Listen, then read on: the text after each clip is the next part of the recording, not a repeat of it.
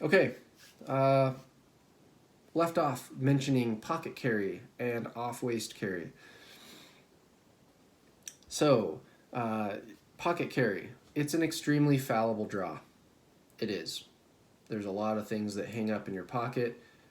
If you were standing right now, oriented towards a target, best case scenario, it's going to take you a lot of skill, precision, and time to jam your hand into an empty pocket and remove it. But if you add a bulky object into that pocket that you need to form your hand around and establish a grip and then remove said bulky object from your pocket without it hanging up on anything, everything gets harder, everything gets less predictable. So pocket carry is not a fast option, and it is a fallible option. If that is your only option, it's still better than a gun left at home. But the other options that I mentioned in the previous video are always going to be way better than that. Off-waist carry, so bag carry, so the purse, the shoulder rig, the ankle carry. Guys, if you are not a suit wearing, Ray-Ban owning, 1970s mustache having cop, don't do the shoulder carry thing. That's it's slow, it's fallible. You won't be able to practice it at any range because they won't allow you to. Because every time you draw, you muzzle massive arterial in your arm, and you muzzle everyone behind you and all the way in a 180-degree arc to the target. And then you do it again every time you holster. Enough reason. Shoulder rigs are the least preferable option for training. I don't allow them in classes. I don't know anyone who still allows shoulder rigs and cross draw rigs in their pistol classes. So don't. Ankle carry. Ankle carry exists and is popular among law enforcement because they are carrying two guns. So as a backup gun, one that is away from all the other crap that they have to carry every single day, strapping an extra gun to your ankle isn't a bad idea. Strapping the only gun that you have to your ankle, it is a bad idea.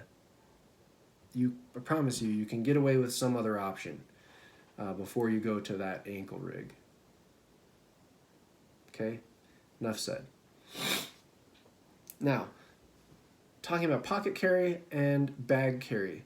Those two have a little hidden secret.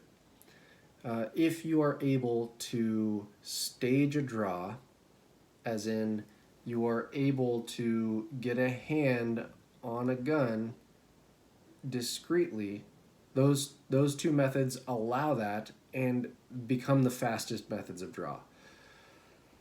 You can't always do that, but pocket carry and bag carry are the only two methods where you can, because if I'm carrying appendix or strong side or small of back, I cannot walk around like this, I can't walk around like this without being a creepy, suspicious looking douchebag and drawing a whole bunch of negative attention to myself.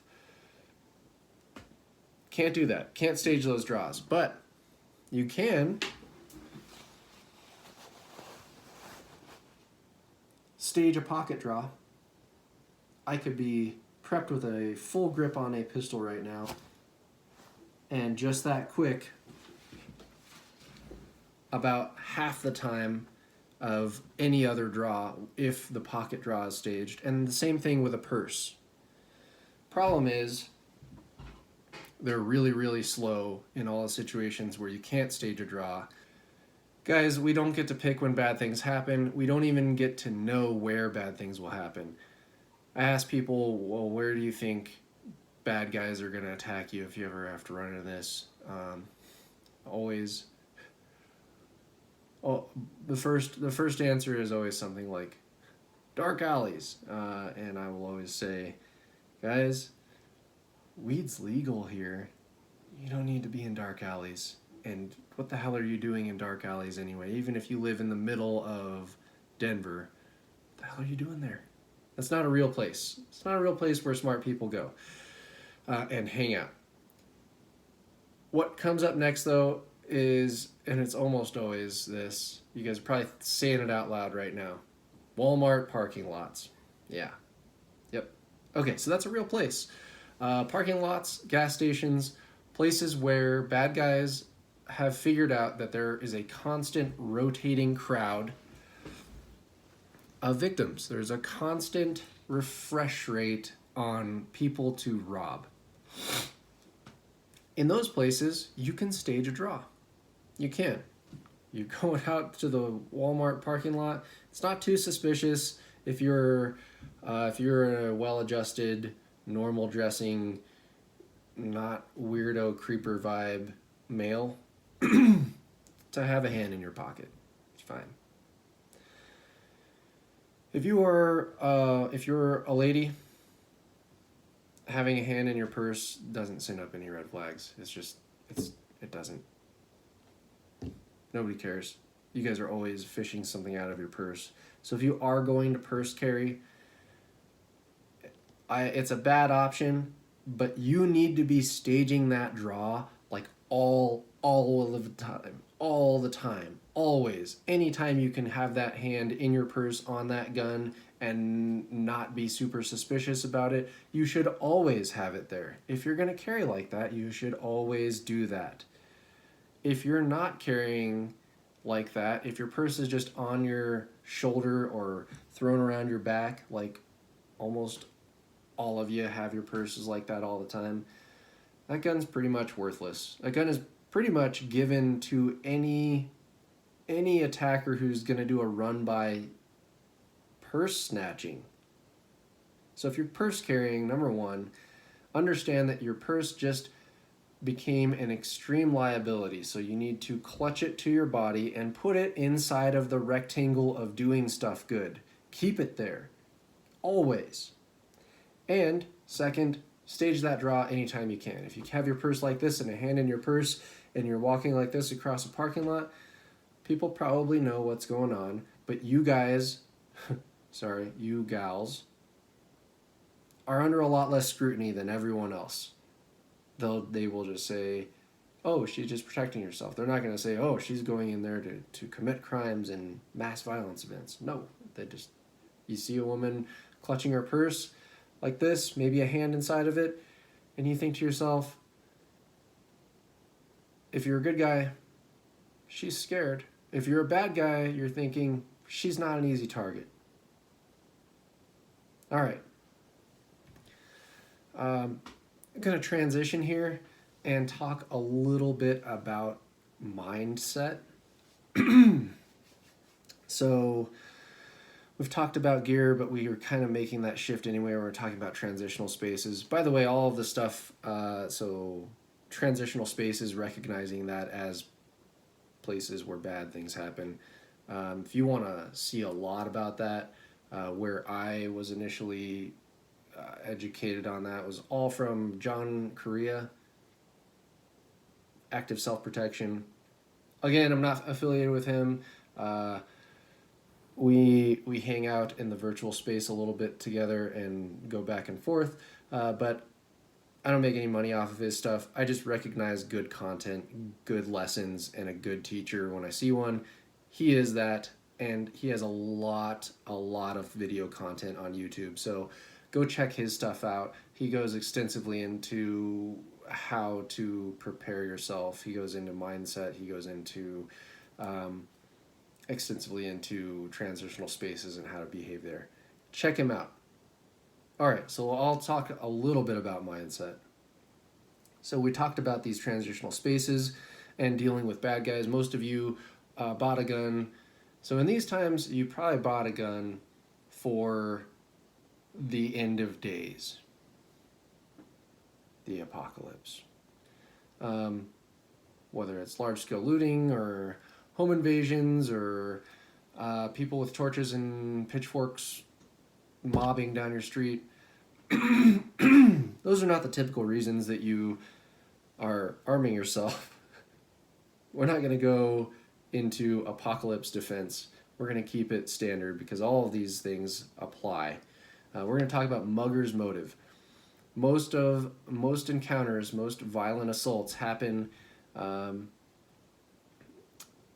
Most violent assaults that happen to people who are not dealing with people they know, those are property crimes. People want your shit.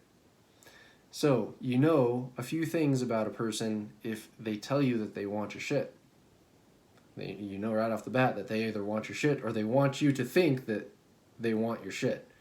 In order to affect that and be convincing in that role, they have to get close to you. They force proximity to you.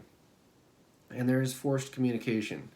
So anytime a stranger tries to get into the creeper zone, you can assume bad things are going to happen from that. Anytime a stranger gets inside of that zone, anytime. There is no reason in polite society in the US for people to get into that uncomfortable, like bad breath conversational distance. And there's no reason for you to allow them in there. You don't have to be polite. It's actually not even that rude to just take a step back. Keep that distance. By doing that, a lot of the time you're deselecting yourself from all of the career bad guys out there. All of the guys who want to rob you and they just want what's in your pockets. They want your wallet. They want your phone. What's easily accessible. Cool. They see that you're already doing this posturing and keeping distance. What would you do? Would you keep pressing and trying in that transitional space where you know there is going to be another victim coming up soon? Probably not, right? You'll probably just pick someone else. So by creating a little bit of distance and keeping people outside of that distance, keeping things a little awkward, you will have deselected yourself from a large percentage of those bad guys. It's their job. They're not looking to rob you because they hate you. They're looking for the easiest person to take shit from. And if you aren't the easiest, they'll move on to someone who is. Think about this, guys. Be honest with yourself. How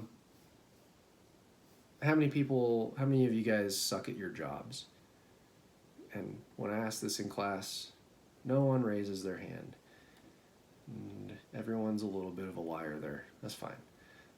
The important question, though, do you guys try at work? Do you guys try and be good at your job? Yeah. Everyone tries to be good at their job. Part of it is so they don't get fired. Part of it is because a little bit of pride in their work, and you want to excel at anything that you do. That's just a natural human thing. Bad guys are no different. Muggers and robbers are no different. They want to be good at their job, and they try. They work hard to be good at their job. I promise, their job is harder than your job. Their job is more demanding in every way than your job is. It's more dangerous. There's no benefits. There's no PTO. It's 100% commission, and you either make it or you don't. So the people who are in there and stay in there are probably doing decent at it. All right, so understand that. You understand that. You understand a little bit about the mindset of bad guys. You have a big jump in what you can see coming next. You need to understand that you're starting from a deficit. You start losing. And you're dealing with someone that has a plan. If they are contacting you, it's because you fit into their plan. If you do actions that would take you outside of a reasonable plan to commit a robbery or a mugging in, you are more likely to be deselected and have that person say, not worth my time of day, not worth the risk, moving on to the next poor grandma, crippled person, somebody with a limp in that Walmart parking lot. Okay? Understand that. Also understand that when people say they want your shit, generally they do. Somebody asks for your wallet, maybe you should consider just giving your wallet to them. Is there anything in your wallet that's worth dying for? Promise you. Don't care how rich or poor you are right now, promise you. There's nothing in your wallet that's worth your life. It's not there. So don't be macho and get yourself sideways because of some stupid attachment to your possessions. Give them your wallet. Probably going to give them your phone. In fact, you're probably in that situation because you were on your phone, not paying attention in the first place. So they demand those things, hand them over. Compliance works. If you're dealing with a property criminal that wants your property, that's what they want. Once they get it, vast majority of those guys will move on because going more in depth takes time and adds risk. They don't want it. They don't want the added risk. If you hand over, let's say you hand over your wallet, hand over your phone, and they start asking for more and more, ask you for your shoes. Maybe that's the time to recognize that you might not be dealing with a professional criminal. You might be dealing with a hobbyist. So I asked you guys if you are good at your job and you try hard to be good at your job, and you said yes. Do you try harder to be good at your hobbies? Be honest. Most people invest more time and effort, more of their soul and more dedication into being good at their hobbies than they do at being good at their profession. Bad guys, the same holds true. So if it is starting to become apparent to you that you are in a fake robbery, maybe you're not dealing with a robber. Maybe you're dealing with a hobbyist. Yeah, so you give them your wallet, give them your phone.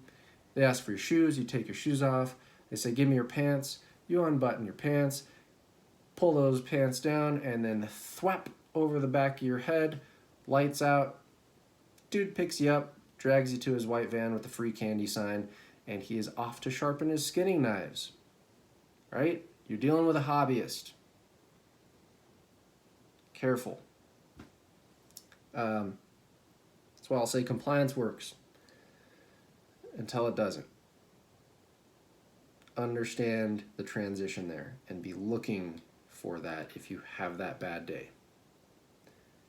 If you find yourself at that bad day position, understand that you have got to fight 100% all the way through, all the way out. Go all in, because they already have.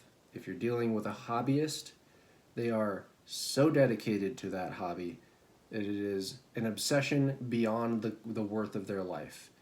There is nothing short of their death that they would do, that you could do to stop them. 100% in, or don't bother. You watch videos of a lot of kidnappings and you don't see that. You see, oh my God, help, let me go. Dragging him 150 yards without a single punch being thrown, without so much as sitting on the ground. That is compliance. That is victim compliance. Don't fall into that. Screaming for help is really easy to do while you are doing nothing or while you are punching away at someone. 100% in if you find yourself in that situation. Go 100% in until you are unconscious. Which leads me to my last 2 points. Again, these are great rules taught to me by Craig Douglas, owner of ShivWorks. Excellent trainer, excellent instructor. He says, stay standing and stay conscious. We'll talk more about that in our next video.